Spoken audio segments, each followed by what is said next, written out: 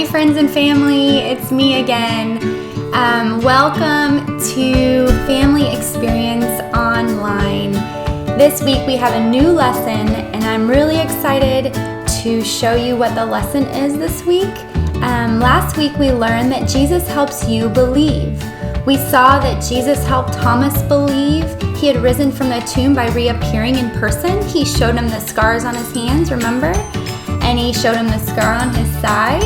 And we too can believe and trust that Jesus will show us who he is when we doubt. Now this week, we're going to learn that Jesus is always with us. So watch and listen closely to this Bible story about some men that Jesus walked with. Hey kids! Do you know what I'd really love to do right now? Go on an adventure! Do you want to come? You could walk, or ride a bike, or rollerblade, or jump on a scooter, or even ride a horse. There are lots of ways to get around, but if we lived a long time ago, during the time of Jesus, we'd probably have to walk. Kind of like the people in today's story. We've been talking about how Jesus beat death by dying and then coming back to life. Something only Jesus could do. When he died, his friends were sad, but when he came back to life, everyone was so happy. Well, not everyone, because everyone hadn't heard the good news yet. Take these two guys. They were walking from the city of Jerusalem to a place called Emmaus, when suddenly a third person appeared and asked to walk with them. Do you want to know a secret? Lean in close. It was Jesus. Jesus was right there with them, and they had no idea. Jesus saw that they were sad and asked why. They told him they were sad because their friend Jesus had died. Instead of ruining the surprise right away, Jesus walked with them all the way to Emmaus. As they sat down to eat dinner, the men suddenly realized it was Jesus all along. They couldn't believe it. Or maybe they finally could believe it. Jesus was right there with them the whole time. Have you ever felt sad, nervous, lonely, or afraid? Just like the men walking to Emmaus, Jesus is always beside you. You can trust him to be with you no matter what you walk through.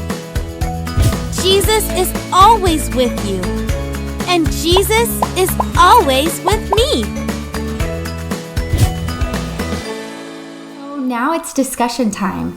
Take a minute, pause the video, and look at the questions on the next page and have a discussion with your families about what you might think the answers are.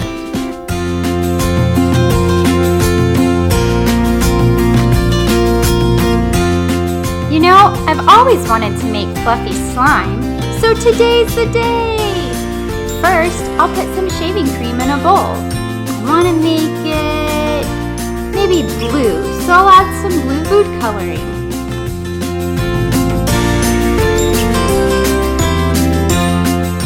Next, I'll add some glue for some elasticity and mix that up.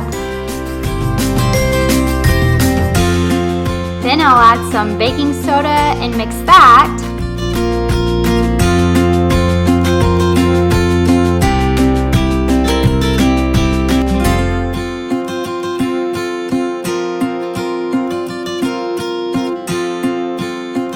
And lastly, a tiny bit of saline.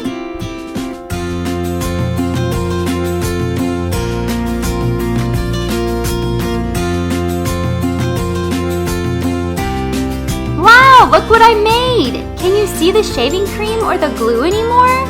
What about the baking soda or the saline? Even though these ingredients aren't visible, we know they're still there, right? Once we choose to believe in Jesus and follow him, he is in us. He promises to always be with us. We'll never be the same, just as the individual ingredients won't be the same. We'll be much, much more.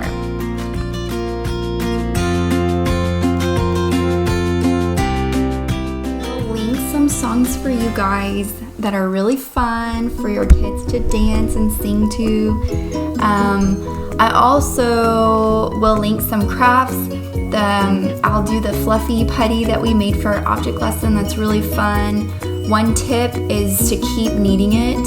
It'll take you probably 10 or 15 minutes until it's not sticky anymore, but it is messy.